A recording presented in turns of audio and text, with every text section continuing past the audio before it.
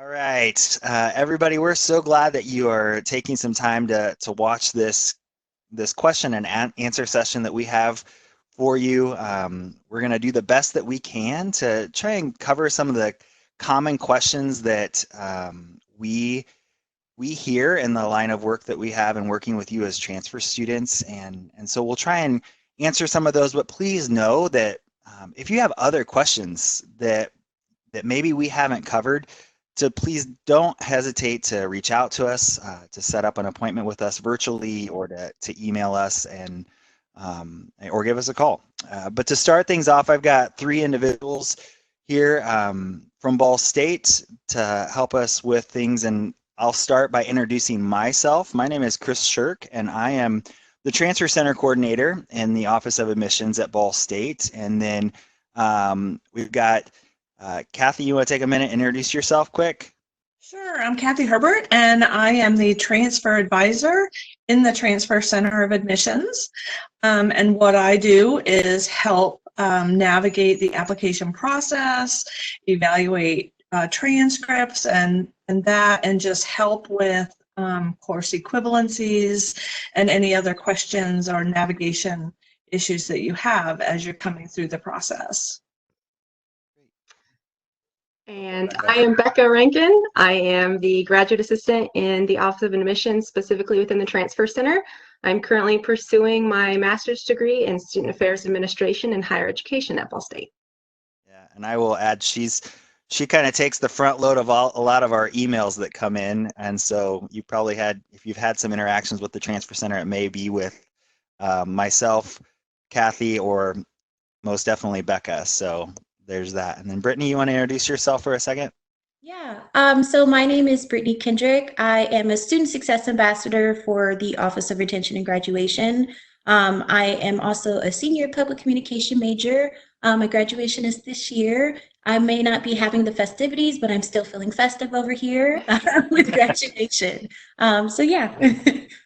Yeah, and for all of you, just to highlight, Brittany she is one of you. Like, she started out at Ivy Tech and she transferred from Ivy Tech to Ball State, and so it's really fun to see the progress and the progression and the strength of her academics from Ivy Tech and how it's continued at Ball State. So like I said, we're going to try and keep this short and sweet and get to a lot of questions that hopefully cover a lot of things for you. So we're going to start off with just kind of talking about some of those questions that we know come up a lot.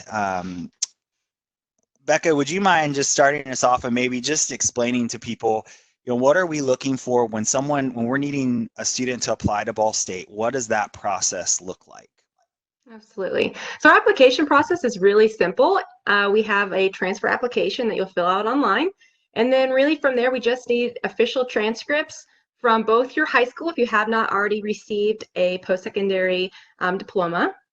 And so you'll need your high school, a final high school transcript, as well as any official transcripts from any and all post-secondary institutions that you've attended. And then we look at those, your high school, your work there, and then also with your transfer from your post-secondary schools. And we need a combined GPA from your post-secondary of at least a 2.0, and you need to be in good financial and academic standing with your most recent school that you've attended. Yeah, that's what we check that out, and we review you, and then it's pretty smooth sailing from there on out. Yeah, and you can find the application at bsu.edu/apply. Becca, is there a application fee? And if that's an issue, how can they handle that? Yes, there is a $60 application fee, but if you're in the middle of a financial crisis, which we understand a lot of people are right now, given the state of the world that we're at, it's as simple as on the payment page of the application, there is a drop-down menu where you can request a fee waiver, and it can be on any type of, there's lots of different types of qualifications for it. And if any of those don't directly apply, but you still feel like you really need to have this application fee waiver, you can always select that you've received approval from the Transfer Center. Yeah, great.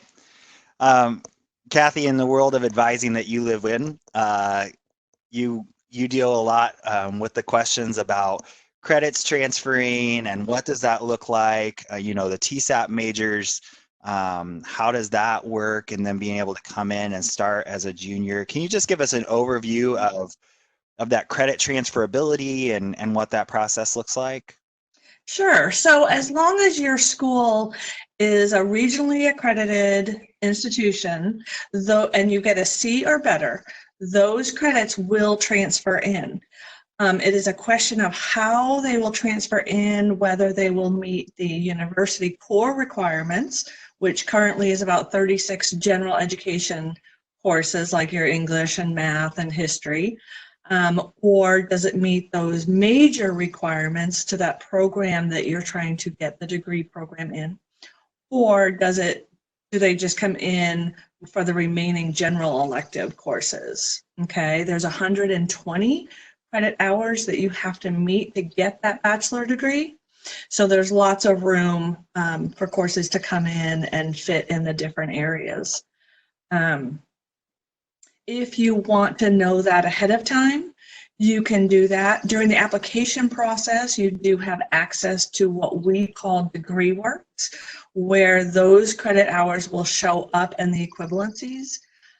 Or you can contact one of us and we can look at your official or unofficial transcripts and give you an idea of how those courses will transfer in. Yeah, and in regards to a student that's transferring from Ivy Tech that might have be completing one of those TSAPs that are coming in, how can they find some good information on how those will be coming and what their remaining time at Ball State will look like? Sure. So if you are in a TSAP program, or they also call it a transfer as a junior program at Ivy Tech or Vincennes University, what happens is you take those 60 hours and that degree program at the community college, you transfer in, and you have a remaining 60 that are already set up to complete the bachelor degree. You can find those TSAPs on the websites, either at your community college and on the Ball State transfer page, to see exactly what you need to do once you get to Ball State.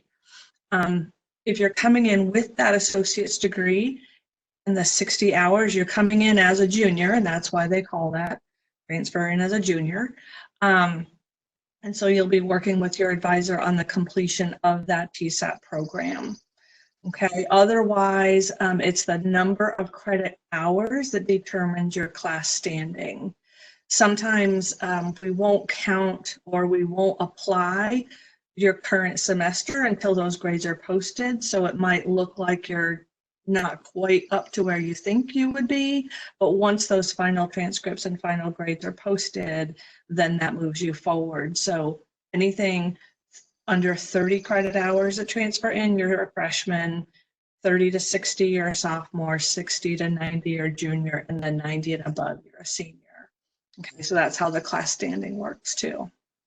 So you had mentioned that if they have some questions on how in understanding either their degree works that they would access to their application portal, or just questions about those credits, what's the best way to connect with us or get that in place to talk to one of us? Kathy, sorry. Say that question again. Sorry. Like, how does someone get a hold of us? Like, how does someone get a hold of us if they really want to understand? Like, they're looking at their degree works and they can't understand what they're looking at, or absolutely, sure. So you could either shoot us an email at transfer@bsu.edu, or you can give us a call at the transfer center, and we're happy to help you over the phone. If we need a little more information, then we will of course give you a call. There's also options for virtual appointments and different things that we can be in touch with about for those detailed questions. Yeah. So Becca, how do you? Sorry, Kathy. That's okay. My confusing question, but it makes it real, right, everybody? Becca, obviously cost is a factor, and so can you give us an idea of how what it looks like to attend Ball State from a cost perspective? Tuition, what resources might be out there for a student to make the college experience at Ball State affordable to them? Just kind of run that down for us. Yeah, so Ball State is actually incredibly affordable, especially compared to other institutions in our conference. A significant amount of our student population receives some kind of financial aid. It's about 4 out of every 5 students. So you're really sitting pretty comfortably in that respect. You can, on our website, we have a great website, the search bar on the top of our website. I know at some websites that it's not really helpful, but ours is actually really great. If you just search tuition, it'll take you to where you can read through the general breakdowns of everything that you're going to be paying and those types of things. So that's really helpful. As far on that same page, actually, when you go to their scholarships and tuitions and those types of things, there's a link for a scholarship generator where you can kind of put in your qualifications, what you're looking for, and it can show you scholarships in the community that are available to you. We also have a handful of scholarships for transfer students, but they all revolve around having received an associate's degree at a public institution or at a community college. So you'll want to think about, look at all of those different options. Don't limit yourself to just what the school can offer, but looking at what the community has to offer as well. And then I always like to plug for campus jobs. So as soon as we're back on campus and able to resume that type of environment, we have all kinds of campus jobs in all different areas around. That is a great way for you to get some extra money and also build your resume. And not only do we have entry-level positions, but we have paid internships as well, which is a great way to get professional development. Great. So we're going to turn to you, Brittany, a little bit and just kind of talk about you don't mind taking a moment and talk about your experience at Ball State, what that transition to Ball State was like for you from Ivy Tech, and then even what, what's it look like interacting with professors? What are the professors like at Ball State? Yeah, so I would say my time at IB Tech was a really good kind of glimpse of what I would be getting into here at Ball State. So I stayed in the dorms my first year. I think there's a couple factors that let you stay off campus, or at least in the off-campus apartments. And I opted to get into the dorm because I wanted to have that experience of being in a dorm. I wanted that TV moment to see what it was like working, learning with my peers in the same environment. I lived in a living learning community. My major again is public communication. So they have a CCIM dorm that has communication, telecommunication, and all those different types of media majors just in one place. So you got to see a lot of different things that being a commuter at Ivy Tech, I was not experiencing. So you would see people shooting videos in our multi-purpose room. You would see students in our computer lab just editing videos that they had to work on. People, there's been a couple times where I got invited from random students, would you be in my online class where I have to give a presentation? So you have to sit there and be a captive audience for somebody's presentation. And then also the big difference is I personally didn't have a car up here until my last couple years. So I really had to utilize a lot of the services, transportation services on campus. So there's multiple shuttle buses to get you to different points around campus. Sorry about that. I wanted the window open because I just wanted to feel the environment again.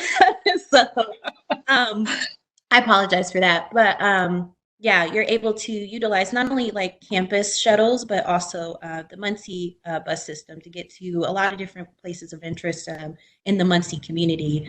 And then as far as interacting with my professors, I think that was something that I wish I had done more, but I allowed myself to do more when I got here to Ball State. And it's very rewarding, especially once you get into your major and you're seeing the same professors kind of constantly. You build that relationship with them. And personally, I would like to plug communication because I think that as a group of, it's a faculty, it's women that, excuse me, getting all excited.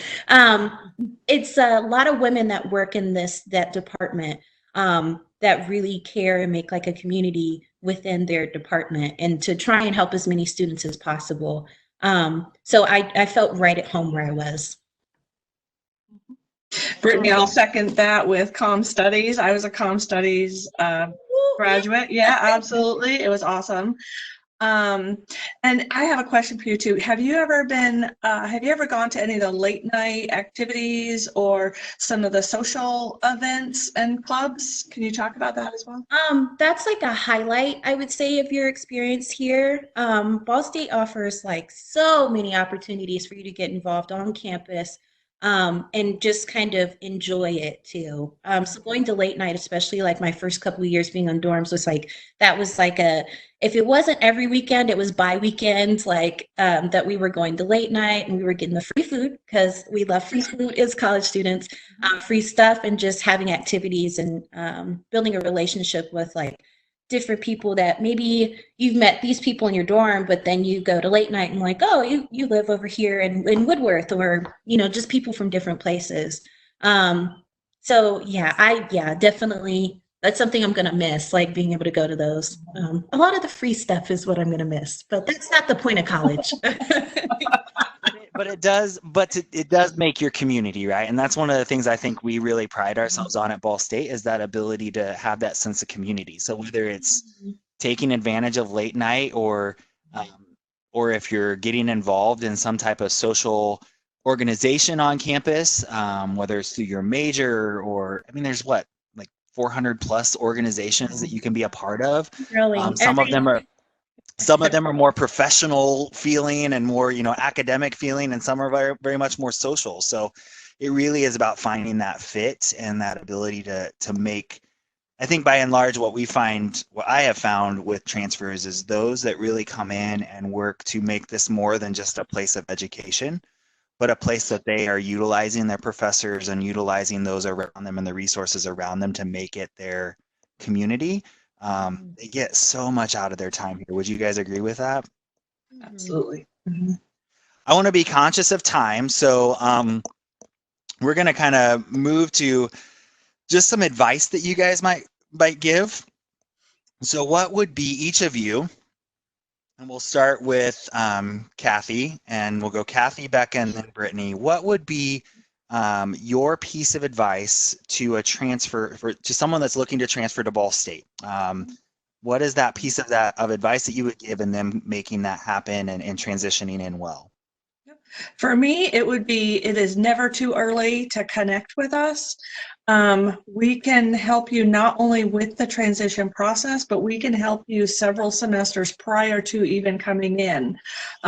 Chris and I work with advisors at Ivy Tech, Vincennes, whatever institution that you are currently going to bring you in really well. So it is never too early to connect with us, and that's what I would encourage you to do. Anytime you have questions, we can connect you with resources or anything that you might need. So that is my advice for you. Mine would be to live on campus if you're able to, and to, regardless, to get involved as much as possible. Brittany kind of made the joke of having that like TV picturesque experience of college, but honestly, like this is your chance to have that. And it is something that's wonderful and awesome and is going to help mold you into who you want to be and who you're created to be. And there's no better jumping point, especially in getting to know a new university, than living on campus, because it puts you right in the midst of experiencing what's going on. You're steps away from being able to go to all of the awesome free stuff we have to offer, and just naturally leading you to meet people. So that would be my recommendation.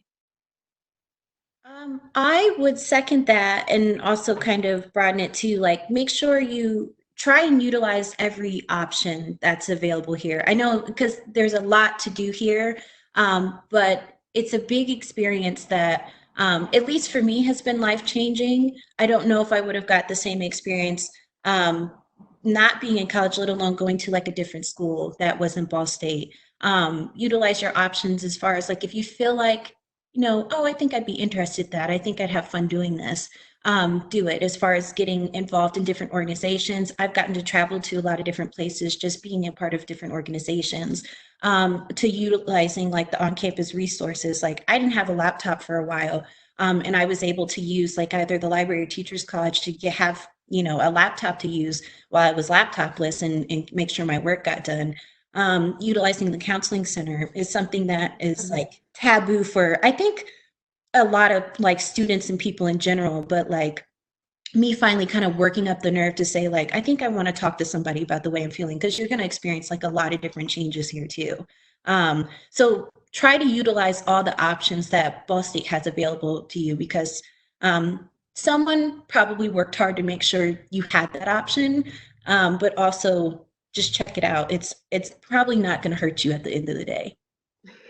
Thank you. That's all really great advice. I just want to echo with all of that. Like, I really feel like the culture at Ball State is one that when you walk on campus, it's an open invitation. Everything is an invitation, but the reality is you have to accept that invitation. So our disability services are ranked as #1 in the country last year, but in order for us to help you in those ways, you have to be willing to tell disability services, hey, I could use some help here. The same thing with your faculty. Like, I always tell students, on your first day of classes, like, go say hi to your professor. Go tell them that you're new, because they probably don't know who in their class is new to Ball State and who has been there for a couple semesters. So there's a lot of really good advice there. And I would also encourage that even for you as a student that may be not able to live in the residence halls or would choose not to, there are still ways at any age that you might be or any life circumstances, ways for you to get to get connected and utilize the resources on our campus. So even our writing center can all be done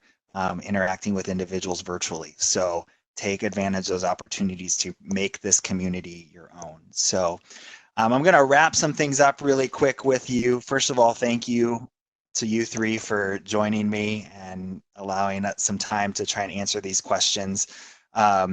Just one thing that I want to remind you from what Kathy said is, like, the Transfer Center, we are here to help you at any stage of the transfer process. So if you're listening to this and you have like 2 semesters, you have a whole nother year before you're transferring to Ball State, or you're in your first semester, like, reach out to us. We really do want to help guide you and encourage you in that process to make that transition to Ball State when it's time ready.